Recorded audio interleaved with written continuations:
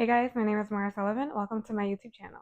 Today's video is about Betty White. If I'm going to do a series on my favorite influential women over 60, of course I have to include Betty White. And although she is no longer with us, she did live to be 99 years old. So we're going to give her the extra few months and just say she lived to be 100, okay? Like she deserves that. And I cannot do this series without talking about the Golden Girls, who are my absolute favorite women, favorite, people over 60 is my favorite show of all time. And all of them have transitioned. And Betty White was the last Golden Girl to live. She outlived the rest of the girls, and I just love her and her life story so much.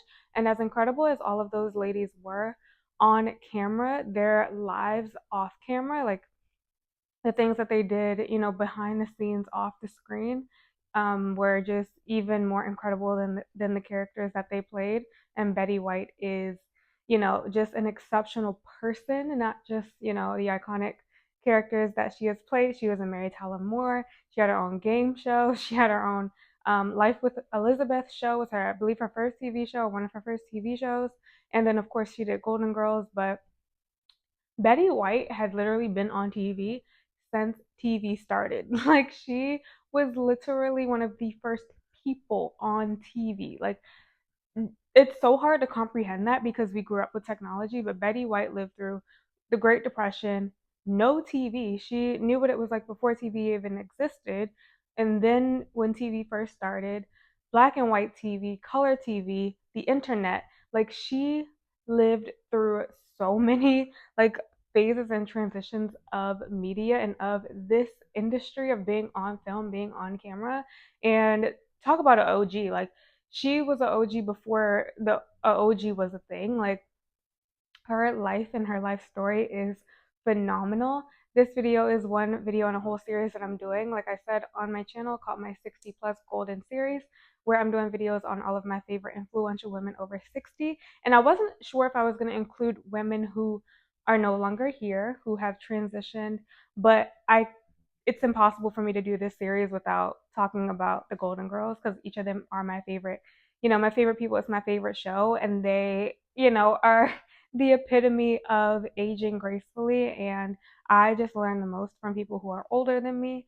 And it's just really fun for me. Like my favorite hobby is learning about the lives of people who I've always admired and who I really look up to. And so they're just, it doesn't get more influential and more fun and beautiful, talking about women over 60 than the Golden Girls. That basically sums up this entire series. So of course I had to include them.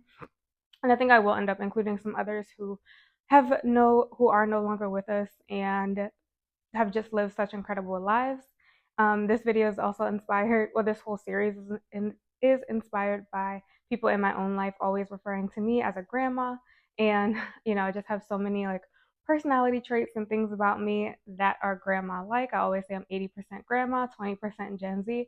I am 26 years old, but I'm doing my best to live my best retired lifestyle right now at 26. Okay. Like, just sign me up for the senior citizens home, for the old folks home. I am ready to move in.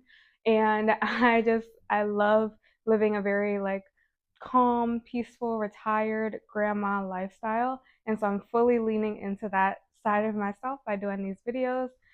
These are my people. This is my demographic. Like this is, where I thrive. And like I said, I just learn the most and get the most comfort from people who are older than me and obviously have just lived so much more life than I have. And especially being in your 20s when you're like trying to figure out everything and everything seems like the end of the world and you don't know like if you're making the right decisions or making the right moves. Like just learning people's lives and their stories just really helps so much in just reminding myself that I'm not behind. If you haven't seen my video on Rue McClanahan, who played Blanche in Golden Girls, watch that video. It is absolutely incredible. She had 6 husbands, and so Betty White is almost similar. She had 3 husbands. Um, but I just love doing these videos because in that video I say a lot like you're not behind because like forget about meeting your first husband. You haven't even met your third or fourth husband yet. Like, girl, you got so much time. Rue McClanahan married her last husband at 62, okay? Like We have so much time. And again, when you're young, you feel like everything is the end of the world. You feel like you have to rush to do all these different things when you're literally just getting started. And I just think it's such a great reminder to, just remember that even the world's most rich and famous and glamorous people still lived life and went through life and went through so many transitions, and life happens to everyone regardless of status and class and all these different things. The number one thing that I have learned from Betty White's life is to take advantage of every single opportunity that life offers you, the good ones and the bad ones, the good opportunities and the bad opportunities. Take advantage of it all and do not waste your life. I don't think you can live 99 years and not go through some ish, like not go through hell, not have setbacks. And she does talk a lot about that. She talked about being very young when she made the decision to not have children, which back then, today it's still a little taboo, but back then it definitely was pretty much unheard of for women to be open about not wanting to have children. And she made that decision very young. And she told her first husband that. I believe he wanted a family. She told her second husband that. I believe he also ended up wanting kids. And she was just very adamant and really stuck to her guns in being honest with her spouses and with herself, that she wanted to put her career first. And she says that she was very like self-aware enough to know that if she did have children, they would be her entire world and she would not want to do anything else. Like she really is very serious, in saying that she's one of those people, like when she get like is doing something that she loves, she's giving it her all. And of course, there are women who can do it all and who can do both the career and the children. And she said it just was not for her. And I think that's super honest. I think it's super refreshing. She does have an incredible book, you guys. Her book is what is it called? If you don't ask, if you didn't ask, something like that. I read it a very long time ago. Like it's been a minute since I read it. Oh, like if you ask me, I think that's the name of the book. Sorry.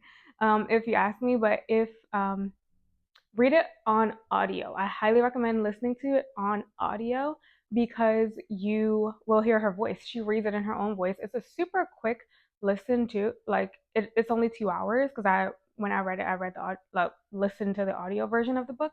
It's only 2 hours. It's super quick and it's just such an incredible read. Again, if you're gonna take advice from anyone, it should be someone who lived 99 years and lived those years well and happily. Like it's just such a great reminder to always learn the most from people older than you and who have just lived through so much life and who have been there, done that, and are just just have so much wisdom and expertise to offer. Read the book and you will not regret it, but listen to the audio just because you're going to listen to it in her voice. It's her voice and it makes you feel like she's still here. I feel like all of the Golden Girls are still here because I watch the show every single day. And so to me, they're very much alive. Like, even though I know obviously they're not here, but they're very much alive because they just had so much life and so much spirit. But listen to the book. The book is so, so, so good. It's her memoir. She has a few books, but that one I believe was her last one. And that one is also, I think you can tell the difference between that book and the other ones because that one is so honest. She's writing the book and you'll like pick up on it if you read it or if you listen to it. She knew that that was like her real like life's memoir. She knew that she probably wouldn't get to speak to her audience again in that way, which she didn't get to. You can just tell it's like she's really super honest and like pouring her heart out in that book. And like I said, it's a super short book, a very easy read, and it's a lot of pictures. I did go through the actual like physical copy of the book, even though I listened to it. The like actual book has tons of pictures. It's just such a great read. I again like when someone lives that much life, it's easy to forget how much they've done, especially because I was born at like when her career was she was in the third act of her life, if you will. And so of course I knew her from Golden Girls and I knew her from SNL and I knew her from the that last TV show that she did. I can't think of it. And that commercial. The commercial with the Snickers bar. I think that was like one of the last like core memories that I have of Betty White. But like, it's been really cool to go back and like have to study all of her history and everything that she did before. Golden Girls and before the Mary Tyler Moore Show, and like before the things that you know I know her for. And again, like I said, she's one of the first people on TV, one of the first female producers. She was in like she started off as a writer. She says like that was her number one dream, that was her number one goal. She loved to write, and she wrote a play when she was in school, and she wrote herself as the lead in the play. And I believe like someone saw her in the play and asked her to come try to be a part of this new experiment that Los Angeles was trying called television. Can you guys imagine TV not being a thing? Like she grew up in California in Los Angeles, and she said she never even thought about like Hollywood because again TV wasn't really a thing yet. And so they asked her if she would consider kind of playing around with this new technology. I don't even think it was called that back then. Like with this new experiment called television, and she was of course like, yes, sign me up. And the rest is history. And she like really fell in love with being in front of the camera. She fell in love with comedy. I think that comedy is so hard, and I say this all the time because I have so much respect for comedians. Whenever I watch Golden Girls specifically, Rose's character, I'm like, that she's all of them are incredible. She is a comedic genius. Like the timing, the straight face, the like Rose Nyland wasn't dumb, but she was naive. And it's very hard to pull that off. All of those characters are very hard to pull off and still be likable. Like it's very hard to be like almost dumb, but just naive enough and like still have a backbone and like so many different things. But comedy is really hard, is what I was getting at. And she is incredible. Like there has not been anyone better. Like she is just such a comedic genius. She talks about working with Johnny Carson, and I'm pretty sure she like worked with Johnny Carson before he was Johnny Carson. And she talks about like being, on his show when he did do the Tonight Show, and just she said that like, well, she didn't say it, but it was pretty obvious if you ever see that episode. Like they had known each other, so like he knew that even though it was his show, she was the one in charge. Like they went way back, and there were very few people who I think Johnny Carson himself could like get intimidated by, or knew, he couldn't be in control of his own show when they were on. And she's probably one of the only people who could go on Johnny Carson's show and know that she was in control. Even though she would never say it, he knew it and she knew it. That like, this might be your show, buddy, but I knew you win kind of deal. And it's just so cool. Like again, she's lived so much life and done so much. Um, but going back to her family thing, and also talking about being in your 20s and you not being behind, she did not meet the real love of her life until she was 41. She didn't, well, they met when she was I believe 38, but she didn't get married until she was 41 to Alan, who remained the love of her life until he passed away. He died of cancer, but they had a wonderful marriage. And again, it's just such a great reminder that you are not behind. you know Let your life unfold and progress naturally, and trust the timing of your life. I know like that's annoying and it's cheesy and it's so much easier said than done, but it's so true. When you can just like kind of let go and just focus on the things that you love and the things that you're passionate about, everything else will kind of fall into place when it's supposed to. And she didn't even meet, the love of her, she didn't marry the love of her life until she was 41, which I think is incredible. And she did end up becoming a stepmom. Even though she didn't want children of her own, she did become a stepmom. I believe Alan's kids were teenagers. So, at that point it was a little bit easier, I guess, because they're older. And so she did become a stepmom to, I believe he had three children to his kids, and which she absolutely loved. She did so much work with animal rights and being an activist, and she was on she was on the board of trustees for the LA Zoo.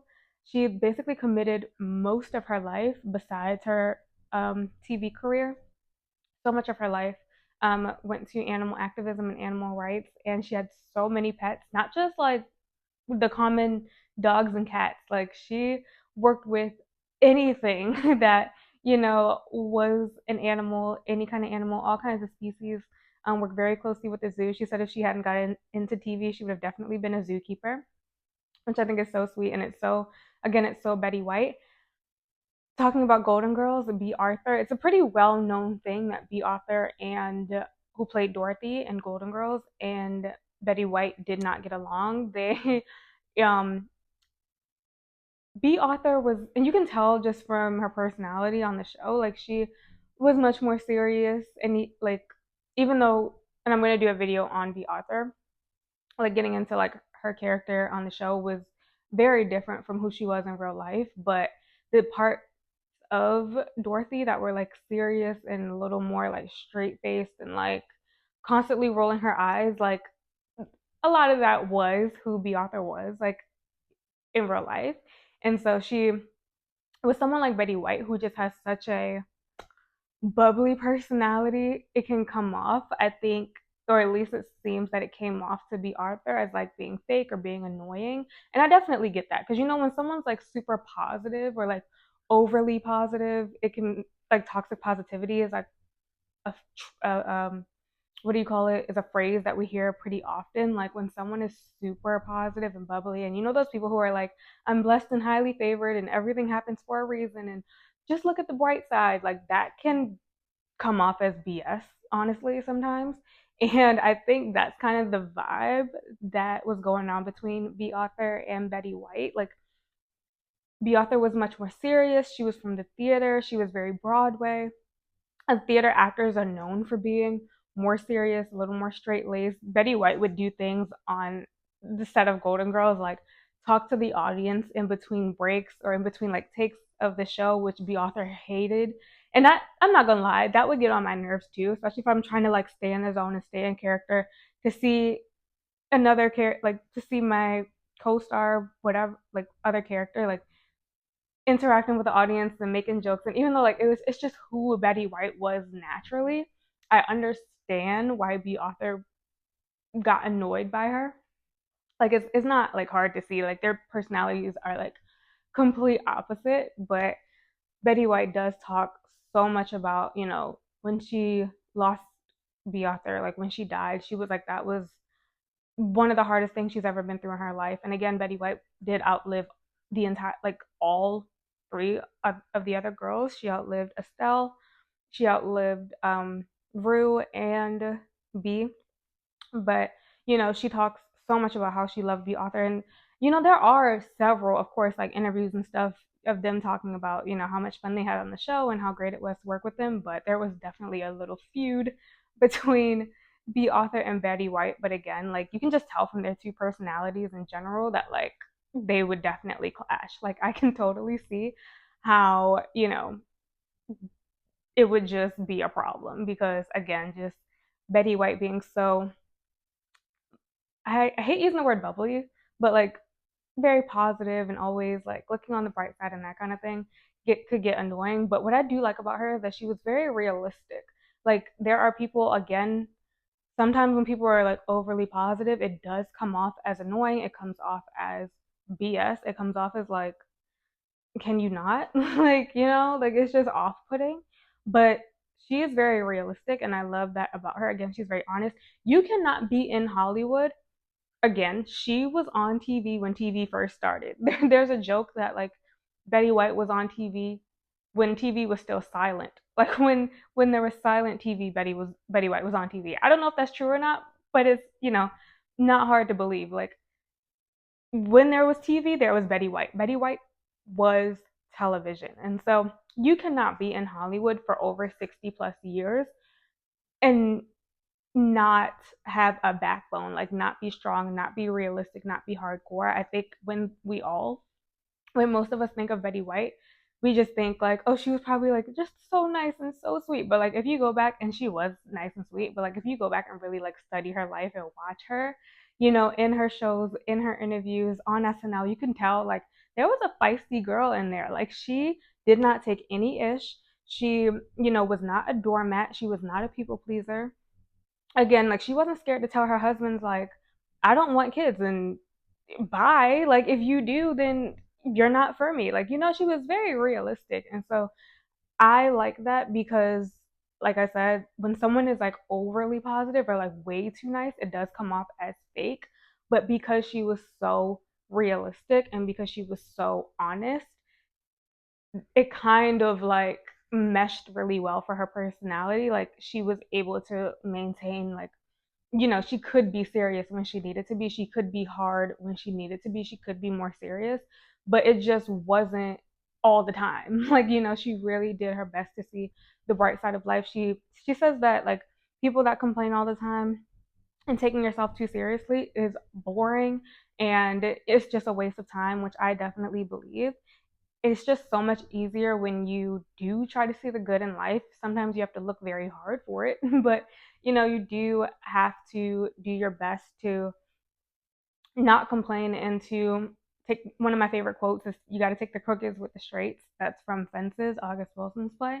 But it's just really important and just um, a good reminder to just not let everything get you down. Not everything is worth your time, your energy, not worth you complaining about. Taylor Swift just talked about that in her New Heights interview. If you guys are a Swiftie or if you listen to the New Heights podcast with Taylor Swift, please let me know down below because maybe I don't want to do a video on it because I feel like there's just too many. And I'm like, I like talking about the older people in pop culture, not so much current pop culture. But anyway, don't let everything like affect you. Don't let so much negativity affect you. Like just have that tunnel vision, pay attention to you, and don't sweat the small stuff. It is very, very, very important to remember. And like I said, my biggest takeaway from Betty White's life is to take advantage of every single opportunity that life offers you, the good and the bad, and to not dwell on the negative. And that's something that I personally have had to tell myself this past year. I did lose my mom last year when I was 25. I lost her very young. And, I have had to really think about like, how can I take this, the most difficult, hardest, um, awful thing that's ever going to happen to me, and, you know, not only think about the negative parts of that. Like, how can I somehow find a silver lining, a positive thing in this situation? And for me, a big part of that was, now I have a story to tell that could possibly help someone else. I'm only a year in, but like now I can take the things that have helped me and the things that I've learned so far going through grief and, share it with other people, help someone else, maybe inspire someone else that like you can live a great life even after something horrible, traumatic, dramatic, devastating happens. It is possible to continue to enjoy your life. It is possible to, make a life for yourself that you love. And Golden Girls has honestly been a huge, huge, huge help for me when it comes to grief and healing and going through depression. Laughing, which Betty White says was the key to her very long life, was having a sense of humor. And my mom loved comedy, and so that's why I'm so obsessed with comedians and why I have just such mad respect for comedians. Because it's laughing was my mother's favorite thing. The last show that my mom and I went to see together was Steve Martin and Martin Short. Like, that pretty much sums up my mom's entire life. And so just knowing that things like laughter and humor and comedy was such a big part of my mom's legacy, and it's something that I can continue to share with other people. And again, just something that really, really has helped me in going through grief, going through depression, still going. Like, I'll be sad for the rest of my life. Like, you don't get over losing a parent. It's just something that doesn't happen. But you do learn to live with it, and there are different things and different ways to deal with it. And laughing has been a huge, huge, huge game changer for me when it comes to grief. Another reason I really love her book is because she does talk about death. That's how, like, I know that she knew that would probably be one of her last chances to tell her story. And she said that she learned pretty early on that death is not something to be feared. It's like a mystery to unveil. And I love that so much because death is a mystery. At the end of the day, none of us really knows what happens. Like, no matter what faith you have, who you believe in, no one has come back to tell us what happens. And so like none of us really know. And so, like, she just said, death is not something to be feared. It's just a mystery to be unveiled. And I love that approach when thinking about her own mortality. Again, she's very realistic, she's very honest, And I loved, reading up on her story because, like I keep saying, such a huge part of her persona was this like very positive, nice, sweet person, and there was just so much more to that. And I love her honesty and how realistic she was so much. And having a sense of humor does help you to be more honest. She says that one of her keys to life is to not take yourself too seriously, and that is my favorite personality trait in anyone is someone who does not take themselves too seriously. It's so much easier to laugh at yourself, and being able to laugh at yourself makes life so much easier, especially the hard things, because you're not super rigid, because you're not worried about what everyone else thinks, because you don't really care. If you're embarrassing yourself, I've had to fully come out of my comfort zone doing YouTube, something that I've always wanted to do. And her story is super inspiring because she was on TV for her entire life. And I'm sure that, there were so much challenges that she faced. Being on TV particularly was all she knew. She is one of the few actresses that I studied who did not come from theater. She like was just TV, like TV all the way. Like that is who she was. And it's not easy to do. And she talks about working 5 and 6 hour days for 6 days a week when she first started out. And she said that when she finally got her own like big show, they asked her, are you going to be okay doing 30 minutes of live TV every day? And she's like, 30 minutes? Like, she's like, I guess I'll try to handle that, knowing that she had already been on TV for 6 days a week for 5 hours a day. Like, she's like, I got this. You know what I mean? So it's just really inspiring to like pursue your dreams and do it no matter what, and don't compromise when you don't really have to or when you don't really need to. And it's okay to be honest about what you really want out of life. It's okay to be honest, um, when you don't want to do things, when you do want to do things, and have things that you're passionate about outside of the number one thing that you do or that you're known for. And for her, it was animals. It was being on the board of trustees for the LA Zoo. It was, really taking care of her pets. And so it's really important to have, even when you are super passionate about things, to have hobbies and things that make you happy outside of your main like passion and career choice. It's very, it'll help just like mentally. Another thing she says is that you cannot buy experience. Again, she started out on TV when TV first started, and because no one really knew what TV was or where it was going back then, there wasn't a lot of money in it. And so, she talks about the experience. Some things in life you need to do for the experience of it, not the monetary value or not what you can gain from it. And I've learned that in my own life. So many things you need to do just for the experience of it.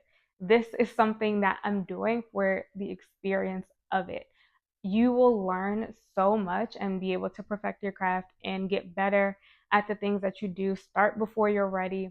Don't wait or waste time when you know that there are things that you want to do, but do things for the experience and because you really are passionate about it and because you really do love it.